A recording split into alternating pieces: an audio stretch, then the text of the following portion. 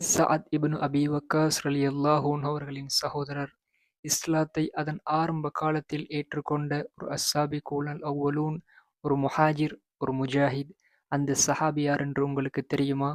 அவருடைய பேருதான் ஆமிர் இப்னு அபி வக்காஸ் ரலியல்லாஹு அன்ஹு. இவர்கள் மக்கா நகரில் பனு ஸுஹ்ரா கிளையில் மாலிக் பின் உஹைப், ஹம்னா பின்த் சுஃபியான் எனும் தம்பதிகளுக்கு மகனாகப் பிறந்தார்கள். இவர்கள் சஅத் இப்னு அபி வக்காஸ், உமைர் இப்னு அபி வக்காஸ், உத்பா இப்னு அபி வக்காஸ் ரலியல்லாஹு அன்ஹும் ஆகிய சஹாபாக்களின் உடன் பிறந்த சகோதரர் ஆவார். நபியவர்கள் இஸ்லாத்தை எத்திவைத்த ஆரம்ப நாட்களிலேயே தங்களுடைய சகோதரர்களைப் போலவே இவர்களும் சத்திய மார்க்கத்தை மனமோந்து முன்வந்து ஏற்றுக்கொண்டார்கள். ஆனால் சகோதரர்கள் இஸ்லாத்தை ஏற்ற செய்தி தெரிந்தவுடன் அந்த வீட்டில் புயல் வீசத் தொடங்கியது. இவரது தாய் ஹம்னா பின்த் சுஃபியான் தனது மகன்மாரை மீண்டும் சிலை வழிபாட்டுக்குத் திரும்ப பல முயற்சிகள் செய்தார். பல சபதங்கள் எடுத்தார். தாய் பாசத்தை பயன்படுத்தி ஈமானை சிதைக்க குறைஷியர்கள் முயன்ற அந்த தருணத்தில் ஒரு திருக்குர்ஆன் வசனம் இறங்கியது. உமக்கு அறிவில்லாத ஒன்றை எனக்கு இணை வைக்குமாறு அவர்கள் பெற்றோர் உம்மை வற்புறுத்தினால் அவர்களுக்கு நீர் கீழ்ப்படிய வேண்டாம். எனினும் இவ்வுலகில் அவர்களுடன் நல்ல முறையில் நடந்து கொள்ளும். இந்த வசனத்துக்குப் பிறகு தாய் பாசத்தை குறைஷிகளால் ஒரு ஆயுதமாக பாவிக்க முடியாத நிலை உண்டானது. சமூகத்தின் ஏளன பேச்சும் தாயின் பாசத் தாக்குதலும் எல்லை மீறிய போதும் ஆமிர் ரலியல்லாஹு அன்ஹு அவர்கள் அசையவில்லை. தாய்க்குரிய மரியாதை வழங்கிய அதேவேளை தனது இறைவனுக்கு வழங்கிய வாக்கை அவர் மீறவும் இல்லை. மக்காவில் தொடர்ந்த இந்த போராட்டங்களுக்குப் பிறகு ஈமானை பாதுகாக்க அபிசீனியாவுக்கு ஹிஜ்ரத் செய்தார்கள். பின்னர் மதீனாவுக்குச் சென்று நபியவர்களுடன் இணைந்து கொண்டார்கள். ஆமிர் ரலியல்லாஹு அன்ஹு அவர்கள் வெறும் ஒரு வணக்கசாலி மட்டுமல்ல, ஒரு போர்க்கள வீரராகவும் திகழ்ந்தார். வரலாற்றுச் சிறப்புமிக்க உஹது போரில் நபியவர்களுக்கு பாதுகாப்பாக நின்று தீரத்துடன் போரிட்டார். நபியவர்களின் பொன்மொழிகளை அறிவிப்பதிலும் குர்ஆனை ஓதுவதிலும் மிகுந்த ஆர்வம் கொண்டவராக இருந்தார். தனது வாழ்வின் பிற்பகுதியில் சிரியா தேசத்துக்குச் சென்றார். அங்கே தனது இறுதி நாட்களை கழித்தார். இதுதான் தாய்க்குரிய கடமைகளும் இறைவனுக்குரிய பொறுப்புகளும் ஒன்றுக்கொன்று முரணாக இருந்தும் சோதனையில் சாதனை படைத்த முஹாஜிர், முஜாஹித் ஆமிர் பின் அபி வக்காஸ் பின் உஹைப் ரலியல்லாஹு அன்ஹு அவர்களின் வாழ்க்கைச் சுருக்கம். அஸ்ஸலாமு அலைக்கும் வரஹ்மத்துல்லாஹி வபரகாத்துஹு. சுவர்க்கத்தில் 2 இறக்கைகள் கொண்டவர் என்று நபியவர்களால் சிறப்பிக்கப்பட்ட ஜஃபர் ரலியல்லாஹு அன்ஹு அவர்களின் மகன், தூர தேசமான அபிசீனிய மண்ணில் பிறந்த மரஹத மாணிக்கம், நபியவர்களின் குடும்பத்தைச் சேர்ந்த ஒரு இளமையான சஹாபி. அந்த சஹாபி யாரென்று உங்களுக்குத் தெரியுமா? அவருடைய பேருதான் முஹம்மத் இப்னு ஜஃபர் இப்னு அபி தாலிப் ரலியல்லாஹு அன்ஹு. நபியவர்களின் பெரிய தந்தை மகனான வீரம் செறிந்த ஜஃபர் இப்னு அபி தாலிப் ரலியல்லாஹு அன்ஹு அவர்களுக்கும் மன உறுதி படைத்த அஸ்மா பின்த் உமைஸ் ரலியல்லாஹு அன்ஹா அவர்களுக்கும் மகனாக பிறந்தார்கள். அபிசீனிய மண்ணில் பிறந்த இவர்கள் தனது சகோதரர்களான அப்துல்லாஹ் இப்னு ஜஃபர், அவுன் பின் ஜஃபர் ரலியல்லாஹு அன்ஹுமா ஆகியோருடன் ஈமானியச் சூழலிலேயே வளர்ந்தார்கள். பிறப்பிலேயே ஒரு முஸ்லிமாக, இஸ்லாத்தின் 2வது ஹிஜ்ரத்தின் சாட்சியாக அபிசீனிய கடற்கரையில் இருந்து மதீனா வரை, பிறகு மதீனாவிலிருந்து கூஃபா வரை என இவருடைய வாழ்க்கை ஒரு நீண்ட பயணமாகவே அமைந்தது. சிறு வயதில் நபியவர்களின் மடியிலும் தனது சிறிய தந்தை அலி இப்னு அபி தாலிப் ரலியல்லாஹு அன்ஹு அவர்களின் அரவணைப்பிலும் இவர்கள் வளர்ந்தார்கள். அவர்களிடமிருந்தே கல்வியைக் கற்றார்கள். நபியவர்களின் பொன்மொழிகளை பின்னைய தலைமுறையினருக்கு அறிவிக்கும் பாக்கியத்தை பெற்றார்கள். தனது சமூகத்தில் திருக்குர்ஆன் ஓதுவதில் தனித்திறமையும் தீராத ஆர்வமும் கொண்டவர்களாக இவர்கள் அறியப்பட்டார்கள். அலி ரலியல்லாஹு அன்ஹு அவர்களின் மகளான உம்மு குல்சூம் அவர்களை திருமணம் செய்ததன் மூலம் நபியவர்களின் குடும்பத்தோடு இன்னும் நெருக்கமானார்கள். ஹிஜ்ரி 36ஆம் ஆண்டில் மதீனாவில் நடந்த ஒரு தாக்குதலில் இவர்கள் கொல்லப்பட்டார்கள். அபிசீனியாவில் தொடங்கி கண்டங்கள் கடந்து வந்த அந்த நீண்ட பயணம் நபியவர்களின் நகரமான மதீனாவிலேயே நிறைவுற்றது. இதுதான் ஜஃபர் ரலியல்லாஹு அன்ஹு அவர்களின் அன்பு மகன் முஹம்மத் இப்னு ஜஃபர் இப்னு அபி தாலிப் ரலியல்லாஹு அன்ஹு அவர்களின் வாழ்க்கைச் சுருக்கம். அஸ்ஸலாமு அலைக்கும் வரஹ்மத்துல்லாஹி வபரகாத்துஹு. தூர தேசமான அபிசீனிய மண்ணில் பிறந்த ஜஃபர் ரலியல்லாஹு அன்ஹு அவர்களின் அன்பு மகன், ஒரு முஜாஹித், ஒரு காரி, ஒரு ஹதீஸ் அறிவிப்பாளர். அந்த இளமையான சஹாபி யார் என்று உங்களுக்கு தெரியுமா? அவருடைய பேருதான் அவுன் இப்னு ஜஃபர் இப்னு அபி தாலிப் ரலியல்லாஹு அன்ஹு. அபிசீனிய நகரில் ஜமாஅத்தின் தலைவர் ஜஃபர் இப்னு அபி தாலிப் ரலியல்லாஹு அன்ஹு அவர்களுக்கும் அறிவாற்றலின் பெண்ணுருவம் அஸ்மா பின்த் உமைஸ் ரலியல்லாஹு அன்ஹா அவர்களுக்கும் மகனாக இவர்கள் பிறந்தார்கள். தனது சகோதரர்களான அப்துல்லாஹ் பின் ஜஃபர், முஹம்மத் பின் ஜஃபர் ரலியல்லாஹு அன்ஹுமா ஆகியோருடன் ஒரு ஈமானிய சூழலிலே வளர்ந்தார்கள். ஒரு புதிய தலைமுறை முஸ்லிமாக சத்தியத்தை ஏந்தியவாறே பிறப்பிலேயே ஈமானை சுமந்து வளர்ந்தார்கள். பல வருடங்களுக்கு பிறகு ஹிஜ்ரி 7ஆம் ஆண்டு தனது குடும்பத்துடன் மதீனாவை நோக்கி ஹிஜ்ரத் செய்த போது நபியவர்களின் நேரடி அரவணைப்பில் வளரும் பெரும் பாக்கியம் இவருக்கு கிடைத்தது. நபியவர்களிடமும் தனது சிறிய தந்தை அலி இப்னு அபி தாலிப் ரலியல்லாஹு அன்ஹு அவர்களிடமும் கல்வியை பயின்றார்கள். இறைவேதமாம் குர்ஆனை ஓதுவதில் மிகுந்த ஈடுபாடு கொண்டவர்களாக திகழ்ந்த இவர் நபிகளாரின் பொன்மொழிகளை அறிவிக்கும் ஒரு சிறந்த அறிவிப்பாளராகவும் திகழ்ந்தார்கள். இஸ்லாமிய ஆட்சி விரிவடைந்த போது மதீனாவிலிருந்து கூஃபா நகருக்கு இடம்பெயர்ந்து அங்கே ஒரு சிறந்த வீரராக பணிபுரிந்தார்கள். இருப்பினும் தனது தந்தை ஜஃபர் ரலியல்லாஹு அன்ஹு அவர்களைப் போலவே தியாகத்தின் உச்சத்தை தொட வேண்டும் என்பதே இவரது லட்சியமாக இருந்தது. கனவு நனவாகியது. அவுன் ரலியல்லாஹு அன்ஹு அவர்கள் அந்த மகத்தான ஷஹாதத்தை பெற்றுக்கொண்டார்கள்.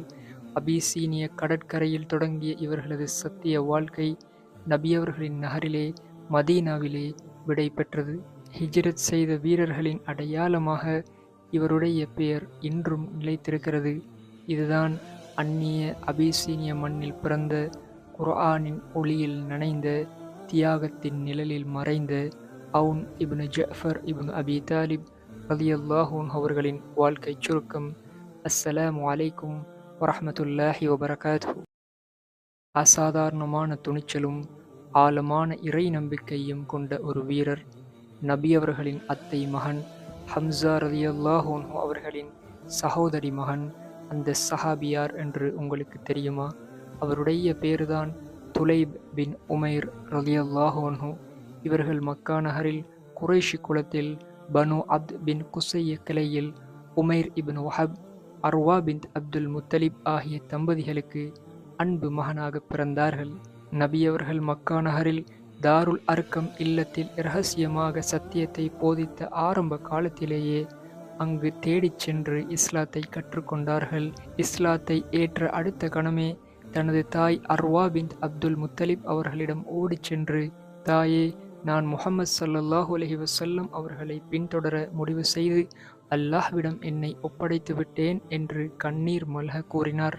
அப்போது வரைக்கும் இஸ்லாத்தை ஏற்றிராத அந்த தாய் தனது மகனின் முடிவை கண்டு கோபப்படவில்லை. மாறாக கூறினார்கள், நீ ஆதரிக்க வேண்டிய மிகச்சிறந்த மனிதர் உனது சகோதரர் முஹம்மது ஸல்லல்லாஹு அலைஹி வஸல்லம் அவர்கள்தான் என்று. உடனே துலைப் ரலியல்லாஹு அன்ஹு அவர்கள் அந்த வாய்ப்பை பயன்படுத்தி கொண்டார். தாயே, நீங்கள் இஸ்லாத்தை ஏற்பதற்கு எது தடையாக இருக்கிறது? உங்கள் சகோதரர் ஹம்சா கூட இஸ்லாத்தை ஏற்றுவிட்டாரே என்று வேண்டுகோள் விடுத்தார். தனது மகனின் நேர்மையான அந்த உருக்கமான வேண்டுகோளை கண்டு அந்த தாயின் உள்ளம் கரைந்தது. அல்லாஹ்வை தவிர வேறு இறைவனில்லை, முஹம்மது ஸல்லல்லாஹு அலைஹி வஸல்லம் அல்லாஹ்வின் திருத்தூதர் என்று அந்த இடத்திலேயே உறுதிமொழி எடுத்துக்கொண்டார்கள். மக்காவில் முஸ்லிம்கள் மீதான சித்திரவதைகள் எல்லை மீறிய போது தனது மார்க்கத்தை பாதுகாக்க 2வது ஹிஜ்ரத் குழுவோடு அபிசீனியாவுக்கு சென்றார்கள். பின்னர் மதீனாவுக்கு ஹிஜ்ரத் செய்த போது நபியவர்கள் இவருக்கும் முன்சிர் பின் அம்ர் ரலியல்லாஹு அன்ஹு அவர்களுக்கும் இடையே சகோதரத்துவத்தை ஏற்படுத்தினார்கள். துலைப் ரலியல்லாஹு அன்ஹு அவர்கள் சொல்லால் மட்டுமல்ல, செயலாலும் ஒரு வீரராக இருந்தார். பத்ர், உஹத், ஹந்தக் என அனைத்து போர்களிலும் தியாகத் தழும்புகளை சுமந்தார். இறை வேதமாம் குர்ஆனை ஓதுவதிலும் சிறந்து விளங்கினார். துலைப் ரலியல்லாஹு அன்ஹு அவர்களின் வாழ்வின் இறுதி அத்தியாயம் ஷாம் தேசத்தில் எழுதப்பட்டது. ஹிஜ்ரி 13ஆம் ஆண்டு அஜினாதைன் போர் நடந்த அந்த தருணம் தனது 35வது வயதிலே அந்த போர்க்களத்தில் ஷஹீதாக்கப்பட்டார். இதுதான் இஸ்லாத்தை அதன் ஆரம்ப காலத்திலே ஏற்றுக்கொண்ட, தனது தாயை இஸ்லாத்தின் பக்கம் அழைத்து வந்த, இறை வழியில் தன் இன்னுயிரை ஈந்த துலைப் பின் உமைர் ரலியல்லாஹு அன்ஹு அவர்களின் வாழ்க்கை. அஸ்ஸலாமு அலைக்கும்.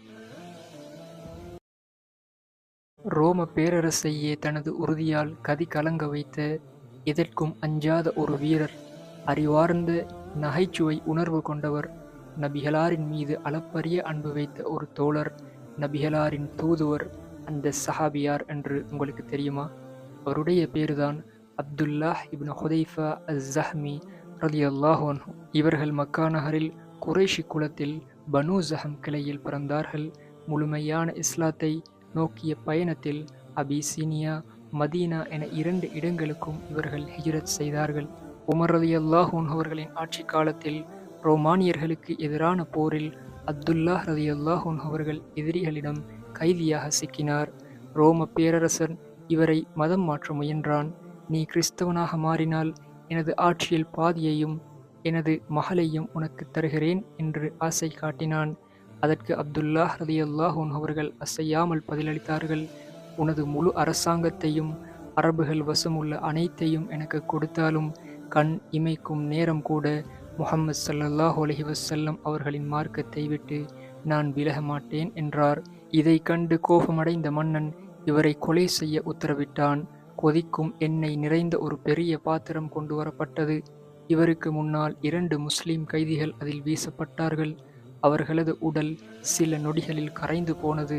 அடுத்ததாக அப்துல்லாஹ் ரலியல்லாஹு அன்ஹு அவர்கள் அழைத்து வரப்பட்ட போது அவர் அழுதார். அவர் பயந்து விட்டார் என்று நினைத்த மன்னன் காரணத்தை கேட்டான். அதற்கு அவர் சொன்ன பதில் மன்னனை அதிர வைத்தது. அல்லாஹ்வின் பாதையில் இந்த பாத்திரத்தில் கொடுப்பதற்கு என்னிடம் ஒரே ஒரு உயிர்தான் இருக்கிறதே என்று நினைத்துத்தான் அழுகிறேன். எனது உடலில் உள்ள ஒவ்வொரு ரோம கால்களுக்கும் ஒரு உயிர் இருந்து அவை ஒவ்வொன்றும் அல்லாஹ்வுக்காக இந்த எண்ணெயில் வீசப்படக்கூடாதா என்று ஏங்குகிறேன். இந்த உறுதியைக் கண்டு மிரண்டு போன மன்னன் ஒரு சமரசத்துக்கு வந்தான். நீ எனது நெற்றியில் மட்டும் முத்தமிடு, உன்னை விடுதலை செய்கிறேன் என்றான். அப்துல்லாஹ் ரலியல்லாஹு அன்ஹு அவர்கள் கூறினார், என்னோடு இருக்கும் அனைத்து முஸ்லிம் கைதிகளையும் விடுதலை செய்வதானால் மட்டுமே நான் முத்தமிடுவேன் என்றார். மன்னன் ஒப்புக்கொண்டான். 80 முஸ்லிம் கைதிகளை விடுவித்துக் கொண்டு மதீனா திரும்பிய போது உமர் ரலியல்லாஹு அன்ஹு அவர்கள் மிகுந்த மகிழ்ச்சி அடைந்தார்கள். ஒவ்வொரு முஸ்லிமும் அப்துல்லாஹ் இப்னு ஹுதாஃபாவின் நெற்றியில் முத்தமிடுவது கடமையாகும், நானே அதை முதலில் செய்கிறேன் என்று கூறி அவரது நெற்றியில் முத்தமிட்டார். தனது வாழ்வின் இறுதி காலத்தில் எகிப்துக்கு சென்ற இவர்கள் ஹிஜ்ரி 30ஆம் ஆண்டு உஸ்மான் ரலியல்லாஹு அன்ஹு அவர்களின் ஆட்சி காலத்தில் இவ்வுலகை விட்டும் பிரிந்தார்கள். இதுதான் ரோம பேரரசு, பாரசீக பேரரசு என 2 பேரரசுகளையும் கலங்க வைத்த இஸ்லாத்தின் தூதுவர் அப்துல்லாஹ் இப்னு ஹுதாஃபா அஸ்-ஸஹ்மி ரலியல்லாஹு அன்ஹு. மக்கா நகரின் ஆரம்பகால கொடுமைகளை சந்தித்தவர். இஸ்லாத்தின் மிகச்சிறந்த வில்வித்தை வீரர்களில் ஒருவர்.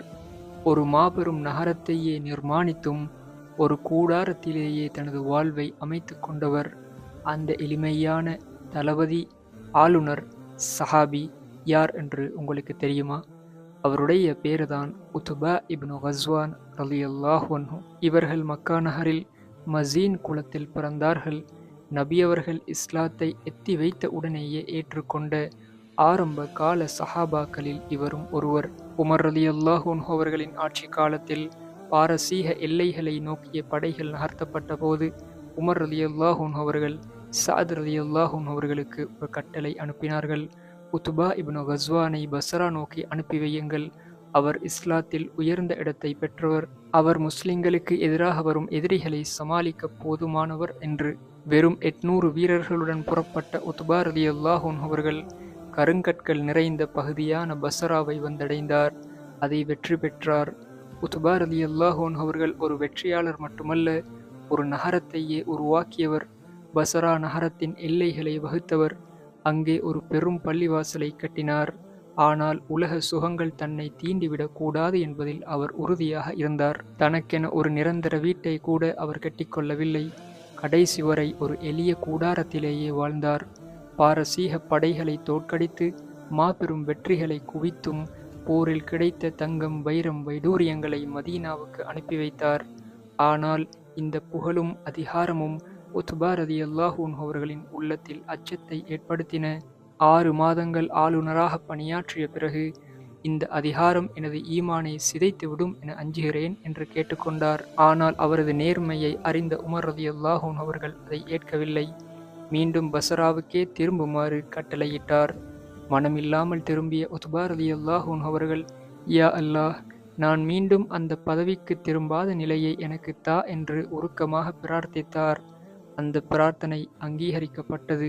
ஹிஜ்ரி 17ஆம் ஆண்டு பஸ்ரா செல்லும் வழியில் அவருக்கு வயிற்று உபாதை ஏற்பட்டு தனது 57வது வயதில் இவ்வுலகை விட்டும் பிரிந்தார்கள். செய்தி கேட்ட உமர் ரலியல்லாஹு அன்ஹு அவர்கள் விம்மி விம்மி அழுதார்.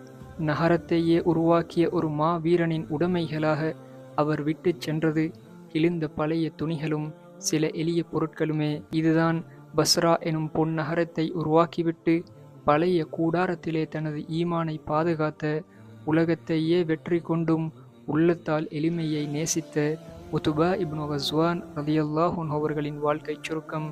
அஸ்ஸலாமு அலைக்கும் வரஹ்மத்துல்லாஹி வபரகாத்துஹு. மக்கா நகரின் செல்வாக்கு மிக்க குடும்பத்தில் பிறந்த, சத்தியத்துக்காக தங்களது உயர்குடி சலுகைகளை துறந்த, ஈமானுக்காக கண்டம் விட்டு கண்டம் பயணித்த அந்த அமைதியான சஹாபி பெண்மணி யார் என்று உங்களுக்கு தெரியுமா? அவருடைய பேருதான் உம்மு குல்சூம் பின்த் சுஹைல் ரலியல்லாஹு அன்ஹா. இவர்கள் மக்கா நகரில் பனு ஆமிர் இப்னு லுஐ கிளையில் பெரும் செல்வாக்கு படைத்த சுஹைல் இப்னு அம்ர் ரலியல்லாஹு அன்ஹு ஃபஹ்தா பின்த் ஆமிர் எனும் தம்பதிகளுக்கு அன்பு மகளாக பிறந்தார்கள்.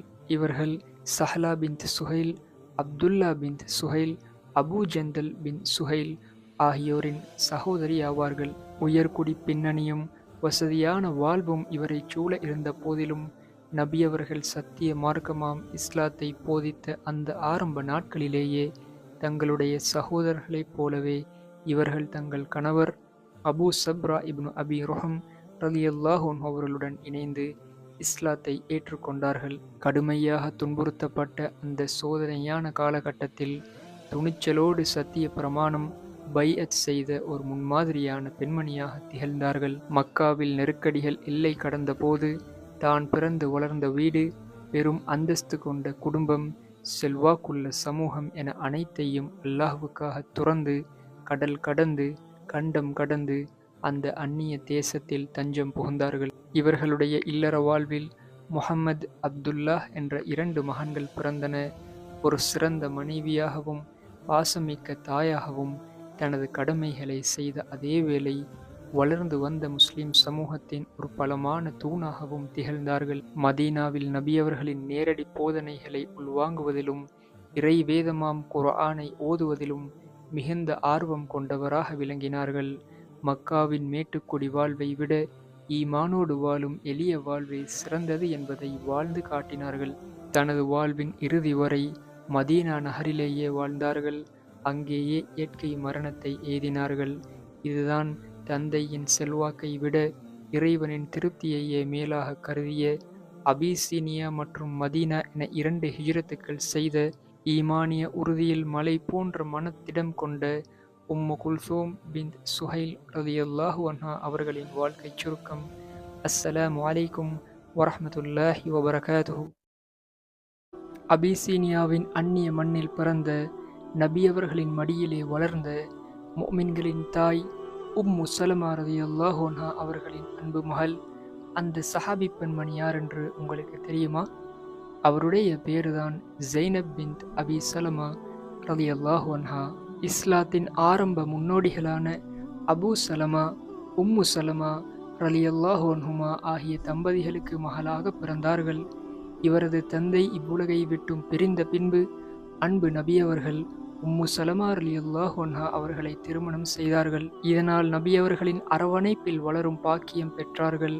நபித்துவத்தின் மனம் வீசும் அந்த இல்லத்தில் வஹி இறங்கும் காட்சிகளையும் நபியவர்களின் அந்தரங்க ஒழுக்க பண்புகளையும் ஒரு மகளாக நின்று நெருக்கத்திலிருந்து அறிந்து கொண்டார்கள். நபியவர்கள் அலி, ஹசன், ஹுசைன், ஃபாத்திமா ரலியல்லாஹு அன்ஹும் ஆகியோரை அணைத்து கொண்டு அல்லாஹ்வின் அருளும் பரக்கத்தும் இந்த அஹ்லுல் பைத்துக்கள் மீது உண்டாகட்டும் என்று பிரார்த்தித்த அந்த நெகிழ்ச்சியான தருணத்தின் சாட்சி இந்த ஜைனப் ரலியல்லாஹு அன்ஹா அவர்கள்தான். சில காலங்களில் அப்துல்லாஹ் இப்னு ஜம்ஆ ரலியல்லாஹு அன்ஹு அவர்களை திருமணம் செய்தார்கள். இந்த தம்பதிகளுக்கு 9 குழந்தைகள் பிறந்தன. ஜைனப் ரலியல்லாஹு அன்ஹா அவர்கள் எப்படி ஒரு சிறந்த தாயாக இருந்தார்களோ அதுபோலவே ஒரு மாபெரும் அறிஞராகவும் இருந்தார்கள். அன்பு நபி அவர்களிடமிருந்தும் அன்னை ஆயிஷா, அன்னை உம்மு ஹபீபா ரலியல்லாஹு அன்ஹுமா போன்ற முஃமின்களின் தாய்மாரிடமிருந்தும் நேரடியாக கல்வியை பயின்றார்கள். மதீனாவின் அறிஞர்களில் ஒருவரான அபு ராஃபி ஒருமுறை கூறினார், மதீனாவில் ஒரு பெண் சட்ட நிபுணனை பற்றி பேசினால் முதலில் நினைவுக்கு வருபவர் ஜெய்னப் பின்த் அபி சலமா அவர்கள்தான். அந்த காலத்தில் மிகச்சிறந்த அறிவாற்றல் மிக்க பெண் அவரே என்றார். அலி இப்னுல் ஹுசைன், உர்வா இப்னு ஜுபைர் போன்ற மாபெரும் தாபியீன்கள் இவரிடம் கல்வி கற்றவர்கள்தான்.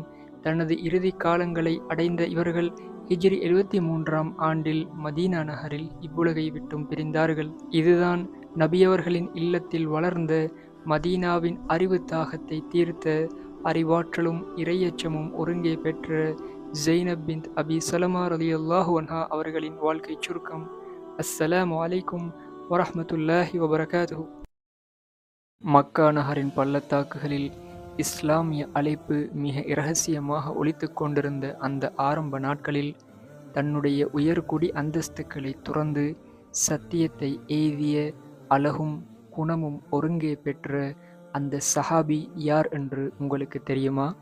அவருடைய பேருதான் அல் அஸ்வத் பின் நௌஃபல் ரலியல்லாஹு அன்ஹு. இவர்கள் மக்கா நகரில் குறைஷி குலத்தில் பனு அசத் கிளையில் நௌஃபல் பின் குவைலித், உம்மு லைஸ் எனும் தம்பதிகளுக்கு மகனாக பிறந்தார்கள்.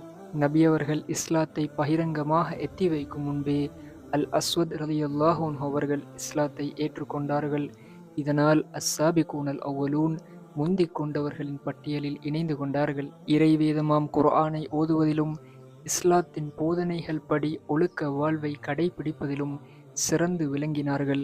மக்காவில் ஆரம்ப கால முஸ்லிம்களுக்கு எதிராக குறைஷிகளின் அடக்குமுறை அதிகரித்த போது தங்களது ஈமானை பாதுகாக்க தனது சொந்த மண், செல்வாக்கு மிக்க குடும்பம், பரம்பரை சலுகைகள் என அனைத்தையும் துறந்து 2வது ஹிஜ்ரத் குழுவோடு அபிசினியா நோக்கி பயணமானார்கள். சில காலங்களில் நபியவர்கள் மதீனாவை அடைந்த செய்தி கேள்விப்பட்டதும் அபிசீனியாவிலிருந்து புறப்பட்டு மதீனாவை நோக்கி ஹிஜ்ரத் செய்தார்கள். நபியவர்களின் தோழராக, புதிய இஸ்லாமிய சமூகத்தின் பொறுப்புள்ள ஒரு குடிமகனாக தனது வாழ்வை தொடர்ந்தார்கள். நபியவர்களின் நகரமான மதீனாவிலேயே இவருடைய இறுதி தருணங்கள் கழிந்தன. இதுதான் அஸ்ஸாபிகூனல் அவ்வலூன், முஹாஜிர், முஜாஹித் அல் அஸ்வத் பின் நௌஃபல் பின் ஹுவைலித் பின் அசத் ரலியல்லாஹு அன்ஹு அவர்களின் வாழ்க்கை சுருக்கம். அஸ்ஸலாமு அலைக்கும் வரஹ்மத்துல்லாஹி வபரகாத்துஹு. இஸ்லாத்தின் மிகச்சிறந்த முன்மாதிரியான ஒருவரின் இல்லத்தில் பிறந்த நபியவர்களின் ஆரம்ப கால தோழரான உஸ்மான் இப்னு மதூன் ரலியல்லாஹு அன்ஹு அவர்களின் அருமை மகன். சிறு வயதிலேயே ஈமானின் நறுமணத்துடன் வளர்ந்தவர். ஒரு முஹாஜிர், ஒரு காரி. அந்த சஹாபியார் என்று உங்களுக்கு தெரியுமா? அவருடைய பேருதான் அப்துர் ரஹ்மான் இப்னு உஸ்மான் இப்னு மதூன் ரலியல்லாஹு அன்ஹு. இவர்கள் மக்கா நகரில் குறைஷி குலத்தில் செல்வாக்கு மிக்க ஒரு கிளையான ஜுமஹ் கிளையில் உஸ்மான் இப்னு மதூன், ஹவுலா பின் ஹகம் ரலியல்லாஹு அன்ஹுமா எனும் தம்பதிகளுக்கு அன்பு மகனாக பிறந்தார்கள். சிறு வயதில் இருந்தே இவர்கள் தனது பெற்றோருடனும் தனது சகோதரன் அஸ்ஸாயிப் இப்னு உஸ்மான் ரலியல்லாஹு அன்ஹு அவர்களுடனும் ஒரு ஈமானிய சூழலிலே வளர்ந்தார்கள். மக்கா நகரில் முஸ்லிம்கள் மீதான குறைஷிகளின் அடக்குமுறைகள் எல்லை மீறிய போது தங்களுடைய குடும்பத்துடன் மற்ற முஸ்லிம்களுடன் அபிசீனியா நோக்கி கடல் வழியாக ஹிஜ்ரத் செய்த அந்த குழுவில் அப்துர் ரஹ்மான் ரலியல்லாஹு அன்ஹு அவர்களும் இருந்தார்கள். தனது குடும்பத்துடன் இணைந்து ஒரு நீண்ட தியாக பயணத்தை மேற்கொண்டார்கள். அபிசீனியாவின் அந்த மண்ணில் சில காலம் கழித்த பிறகு தங்கள் குடும்பத்துடன் மதீனா நோக்கி ஹிஜ்ரத் செய்து வந்தார்கள். மதீனாவில் நபி அவர்களின் வழிகாட்டுதல்களின்படி வளர்ந்த அப்துர் ரஹ்மான் ரலியல்லாஹு அன்ஹு ஒரு தனித்துவமான துறையில் தன்னை ஈடுபடுத்தி கொண்டார். இறைவேதமாம் குர்ஆனை ஓதுவதிலும் அதனை முறையோடு கற்று தேர்வதிலும் அதை தனது உள்ளத்தில் ஆழமாக பதித்து கொள்வதிலும் மிகுந்த ஆர்வம் கொண்டவராக திகழ்ந்தார். தனது வாழ்நாள் முழுவதும் மதீனாவின் அமைதியான சூழலில் ஒரு சிறந்த காரியாகவும் குர்ஆனை போதிப்பவராகவும் பின்னைய தலைமுறை முஸ்லிம்களுக்கு ஒரு சிறந்த முன்னுதாரணமாகவும் விளங்கினார்கள். நபியவர்களின் நகரமான மதீனாவிலேயே தன்னுடைய இன்னுயிரையும் துறந்தார்கள். இதுதான் தந்தையைப் போலவே தியாகத்தின் வழியில் நடந்த, ஈமானுக்காக கடல் கடந்த, குர்ஆனின் நேசத்தில் தனது வாழ்வை படர்ந்த அப்துர்ரஹ்மான் இப்னு உஸ்மான் இப்னு மல்ஊன் பின் ஹபீப் பின் வஹப் ரலியல்லாஹு அன்ஹு அவர்களின் வாழ்க்கைச் சுருக்கம். அஸ்ஸலாமு அலைக்கும் வரஹ்மத்துல்லாஹி வபரகாத்துஹு.